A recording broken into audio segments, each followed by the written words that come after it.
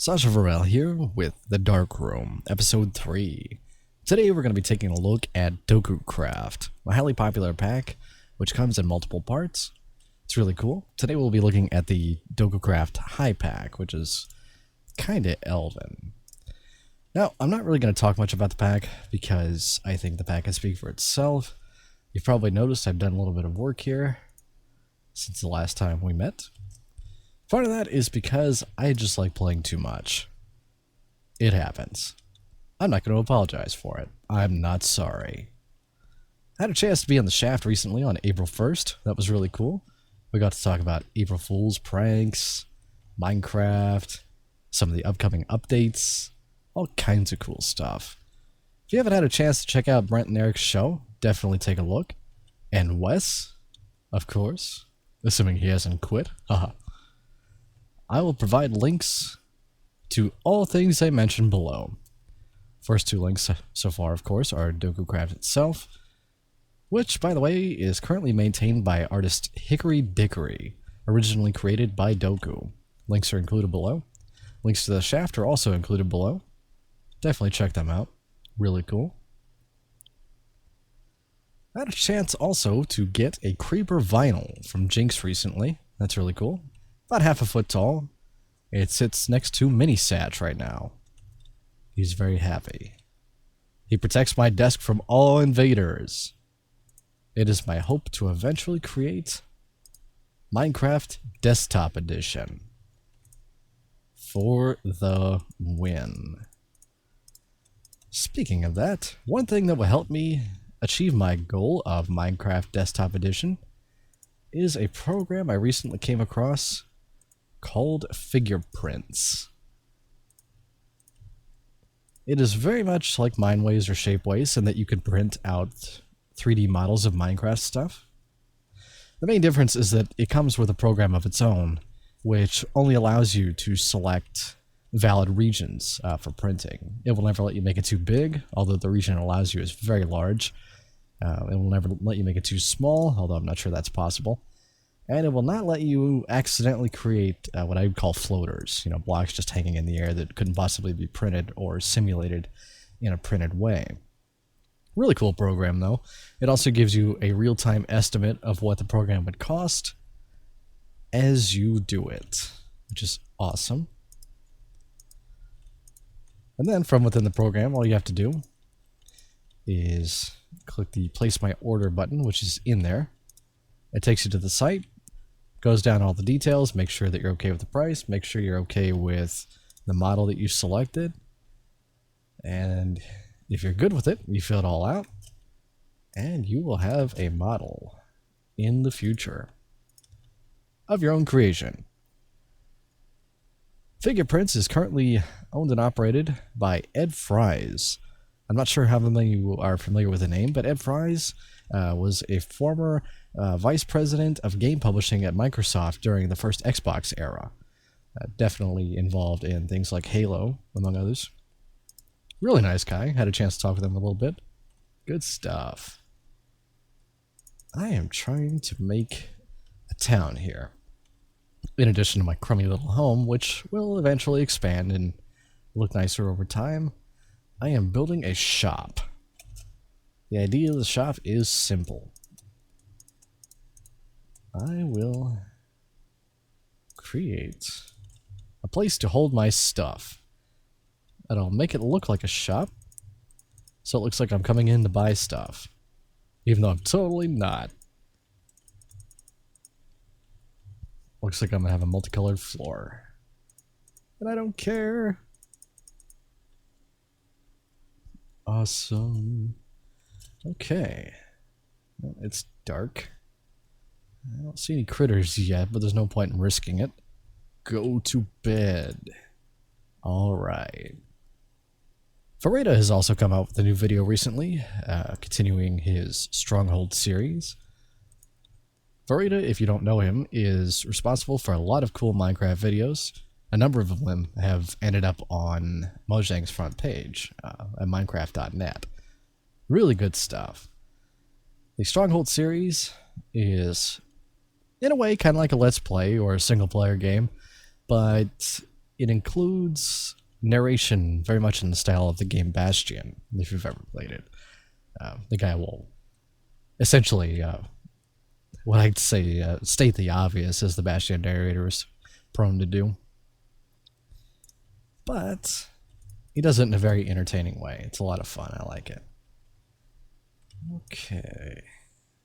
So yeah, if you haven't had a chance to check that out, definitely do so. I'll also include links to Verita's channel if you don't already have them. I think you'll enjoy that a lot. Let's see here. Carving up the floor. Mojang has also been doing an Ask Me Anything on Reddit recently. It's still ongoing. They've already done Jeb and Notch and C418. Coming up this Monday is Nathan Adams, better known as Dinnerbone. He was formerly of the Bucket team, currently of the Mojang team, which was acquired by... Bucket was acquired by Mojang. I was about to say Mojang was acquired by Bucket. That's all wrong. But anyway, yeah.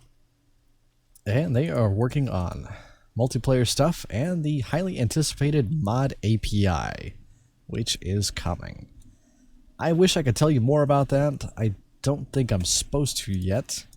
So I will only say that a lot of the concerns voiced about the API up to this point are... well, I don't think they have much to worry about. I think they'll be very pleased with how the API will work and what it will do for modders and the community especially. That makes it easier for modders to get their work out there and noticed. Really good stuff. As we get closer to the time when the API becomes available, I'll probably say more. But for now, all I can say is I think it's cool, I think you'll like it, and it's definitely worth the wait. For the win. Of course, we did recently have the 1.2.5 update, as you all know. The 1.2.5 update included a ton of bug fixes, among others. And that is awesome. We like bug fixes here at the Darkroom. Because bug fixes mean it's one less thing I can mess up. Let's see here. There we go. Looks about right, yeah. Cool. Now I just need more glass. Funny enough, Notch is working on a game again. Or still, I should say. The written out word is 0x10C, although people have taken to calling it 0 extends. It's a little bit easier on the tongue. From what I can gather, the idea is that it's a space survival game. That's what it's turning into. You'll have a ship that you can repair and maintain and fly around, explore planets, all kinds of neat stuff. But one of the big draws, I think, will be a computer that is built into the game. The idea is you can program it, modify it, do all kinds of stuff to it. It's really, really amazing stuff. I've been watching his progress on that for a while now, and I have to say it is amazing. It really is. It's funny, in a lot of older games, from like the 80s, 90s, even the early 2000s, you could say, hey, my game's got a computer in it. And most people would, kind of nod and smile. Okay, that's great. But, everybody knew that it was just a crude simulation of a computer. It wasn't a real one. This one that he's designing is a real one. It is its own CPU. It can be programmed and modified within the game itself. It is just mind-blowingly complicated. I'm only a dabbler in programming, to be honest, so I think I'll probably struggle with it a lot more than some, but I'm really, really interested to see what some people will come up with that stuff. With any luck, and I'm sure it's just a matter of time, we'll also have tutorials for producing programs as well as downloads where people can share them. My understanding is that Zero Extends will be available for testing in alpha, much like Minecraft was during its alpha days, and people will be able to playtest it. Notch, of course, will be discussing pricing at a later time. So, Yeah. Let's see. Let's iron to hurry up and finish so I can make my glass. Ah, there we go. Finally. Okay.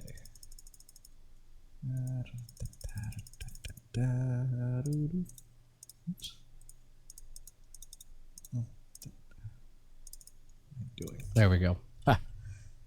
Alright, while the glass is cooking, we'll wander over here and take a look at some stuff. So basically what I'm doing here with the shop, I'm going to put the chests on shelves back here on the back wall. And a door here. Probably an iron door. Got to keep it safe from robbers. You never know. What I'll probably do before the first episode where I have guests on is come up with some kind of safe house or prize house, if you will. And the idea will be that people can leave or remove prizes from the house for themselves or future guests. That'll be pretty cool. I'm not sure what will go in it yet, since in the end it's all going to be stuck on this map anyway. But I'm sure we can figure that out as we go. Okay. Got enough torches somewhere. There they are. Torches. As soon as that glass finishes, I can finish off the walls in there.